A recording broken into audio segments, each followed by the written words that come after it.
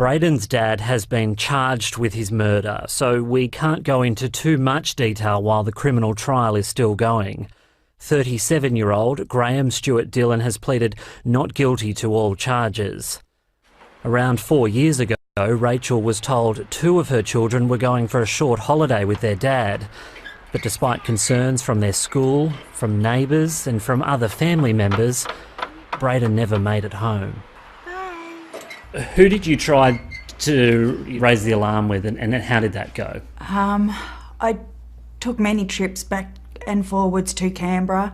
I spoke with the police, with the Child and Protection. Every card that was offered to me, I rang them on daily basis, on weekly basis. I was going into the police station. And what sort of response were you getting from the police and from the care and protection system? Absolutely nothing. I was ridiculed, I was mocked, that I was wasting their time. A mother bent over in grief after learning the awful truth about what happened to her son. Do you feel like justice has been done? 9-year-old Bradyn Dillon died in February last year after being found severely injured at a home in Gungahlin in Canberra's north. Today, his father admitted to his murder. 38-year-old Graham Stewart Dillon pleaded guilty to 6 charges, including intentionally inflicting grievous bodily harm, choking the boy until he was unconscious, and making threats to kill. Court documents have revealed the boy was regularly assaulted by his father for more than a year, but the violence got particularly bad in the weeks leading up to his death. He died as a result of 2 separate attacks when he was repeatedly hit on the head. The court papers expose a shocking catalogue of abuse, Bradyn's father admitting to punching the child in the stomach, burning him with a cigarette and throwing him against a wall. Is your client sorry for what he's done? Before Dillon carried out the final attacks, he accused his son of stealing lollies. And after knocking the boy unconscious, he didn't call for help, but Googled what to do if someone is knocked out, and then texted friends and even accessed pornography on his phone. What would you like to say to Graham? The death has sparked an urgent review of child protection services in Canberra. Graham Dillon will be sentenced in December. Fiona Willan, 9 News. Dillon killed by his own father.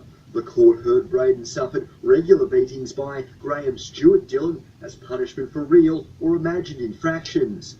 In February 2016, an ambulance wasn't called for some 7 hours after he was knocked unconscious, brain injuries resulting in his death. Dillon pleaded guilty to the murder in August last year, last month also admitting to a string of violent assaults against a woman. Today, he faced a sentencing hearing. Bradyn's death sparked an urgent review of child protection in Canberra after his mother slammed the ACT government for what she said were failures of the system. Today, she gave a victim impact statement telling the court Bradyn wanted to help those less fortunate and, "I feel I have failed my little boy." She also read a statement by one of his siblings pleading for the court to please give Bradyn justice. A sentence will be handed down at a later date. Harry Frost, 9 News. Everyone, I'm Catherine Oakey. I'm the founder of Jakobs Voice. I've just gotten back from being with Rachel and her family down at court. Thank you, Nala. We have had a massive victory today for all those abused by domestic violence. Nothing will ever bring Bradyn back. However, justice was served today. We have gotten a larger sentence than anybody has ever had in Canberra other than a life sentence, which is generally at the Attorney General's pleasure, which is about 22 years. I'm going to read out the bottom line for Bradyn's murderer, Graham Dillon, is that he will spend at least 32 years non-parole in jail. He was sentenced ultimately to 41 years and 4 months in jail with a 32-year non-parole period. I'm going to read you the amount of time he got. He got around the 60-year mark. However, some of his sentence is served consecutively and others concurrently. As you can see, we've got our Justice for Bradyn banner in the office flying high today. So for the murder of Bradyn Dillon, he got 36 years. That's a huge result for Canberra. For a myriad of other violent offences, which are run both consecutively and concurrently with that 36-year sentence, he got 2 years, 1 month, 20 months, 3 years, 2 years, 11 months, 1 year, 20 months, 5 years, 5 months, 4 years, 2 months, 2 years, 11 months, 2 years, 19 months, 16 months, and then 4 times 12 months, so another 4 years, plus another 15 months. So that adds up to around the 60-year mark, over 60 years that he got, but some of it's run consecutively, some of it's concurrent. As I said, that's an extremely satisfactory outcome for all the victims today, considering the way that the laws are run in Australia. And of course, in America, if something like this had happened, you'd be locked up or had the death penalty. You'd be locked up for life. So considering we are in Australia, that is an extraordinary outcome. However, it does not bring Bradyn back. It does not appease the family's pain one little iota. Rachel did give a statement to the media at the end, which we will publish so that you can read the full statement, because of course the news will cut it down. Thank you everyone for all your support for Rachel and the family. I know they very, very much appreciate it. They'll be not celebrating tonight. There's nothing to celebrate, but they will be relieved that it's over, or they are already relieved that it's over. Considering they can't move on from this is a loss that they have to live with for the rest of their lives, and our heart will always be with Rachel and her family. Amber, Tayana, all the victims, the siblings. They're a beautiful, beautiful family, and Bradyn was a beautiful, beautiful boy, and nothing's going to bring him back. No sentence for his murderer is going to bring him back, nor is it going to fix the harm, the psychological harm, the physical scars that all the victims, because there was several vulnerable victims in this situation, and of course Bradyn lost his life, and they're just the ones that were charges laid against. We know that there's many more victims out there, as there often are with these domestic violence predators. So again, thank you for all your support, and one more time for the road, 41 years 4 months sentence minimum, with a 32-year non-parole period. The whole amount of sentencing came up to about 60 years. However, some are served concurrently and some consecutively. So it brings it up to 41 years, 4 months, with a non-parole period of 32 years. But Dillon showed no emotion as the details of his crimes were read aloud in the ACT Supreme Court. The court heard the man's son, 9-year-old Bradyn Dillon, was subjected to months of bashings and threats to be killed by his father over perceived misbehaviours, including lying and stealing lollies, in a situation the judge said would be aptly described as torture. After standing up to his father after one such incident in February of 2016, he was thrown to the ground, punched and kicked, resulting in bleeding on his brain. The court heard the boy lay for hours untreated before an ambulance was finally called. He was taken to hospital but died of his injuries. After initially pleading not guilty, in August last year, Dillon admitted responsibility for his son's death. Today, the court sentenced Dillon to 36 years behind bars for the murder and multiple sentences for other assaults and threats to kill. Outside of court, Bradyn's mother, Rachel Jones, praised the justice system but said nothing would bring back her little boy. No sentence that could have been handed down today against this vicious and cowardly predator could ever give me satisfaction. We have lost our little boy in the most callous and brutal ways. Today, Dillon was immediately returned to custody. He'll be eligible for parole in 2048. A man who was meant to love and protect his son, instead jailed for torturing him to death. No sentence that could have been handed down today against this vicious and cowardly predator could ever give me satisfaction. Graham Dillon subjected Bradyn to brutal beatings and wicked torment in the months leading up to his premature death. The 9-year-old was thrown against walls, burned with cigarettes, hit with a belt and kicked. You engaged in this behaviour either because you obtained gratification from inflicting pain or exercising power over your victims. Some 86 bruises, abrasions or wounds were identified, covering virtually all of his body. And on the day Bradyn died, he copped a blow to his head, which it said caused a previous injury to rebleed and him to lose consciousness. Graham didn't call 000, instead making Google searches like what to do if someone is knocked out unconscious and how to see if someone has a hole in their lung.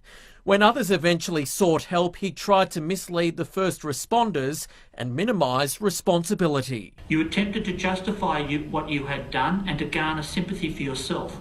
The judge found that while Graham Dillon didn't necessarily intend to kill little Bradyn, that didn't make his actions any less serious, placing them in the worst possible category of murder. He was also sentenced over crimes against other vulnerable people, including a woman whose head he slammed in a door and at whom he threw a knife. Graham Dillon will spend 41 years in jail, 36 of them for murder. He won't be eligible for parole till he's 69 years old. Had Bradyn not been taken from this world so soon, he would have lived long after Graham will be released. Outside court, Bradyn's mother, Rachel Jones, was critical of the ACT's child protection systems, which failed him. I was absolutely helpless to defend or assist my little boy as much as I tried. Despite the tragedy, she says there's one standout memory of her son she'll cherish. The loving and little caring boy that gave his everything to make sure that everybody else was happy around him. Michael Hammond, Win News.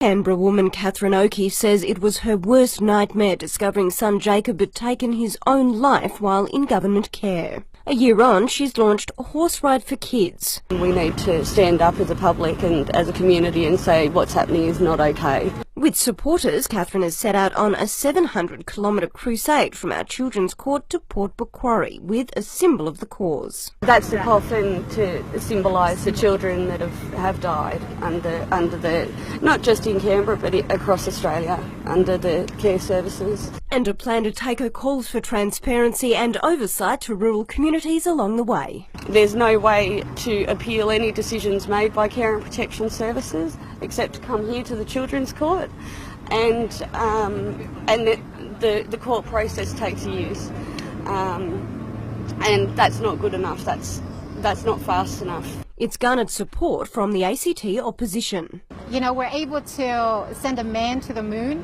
and help him land on the moon, but we're unable to take a child or children from a home to another home and help them being nurtured and loved and have compassion for them. For its part, the Community Services Directorate is citing privacy issues, but says while intervening in the lives of families is always emotional and highly complex, governments must intervene when families are unable to properly care for their children. If you or someone you know needs help, call Lifeline on 13 11 14.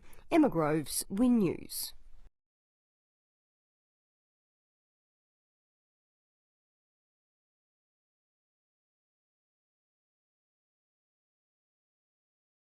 It's been just over a year since the ABC aired a documentary on the failure of the ACT's child protection system to save 2 young Canberrans.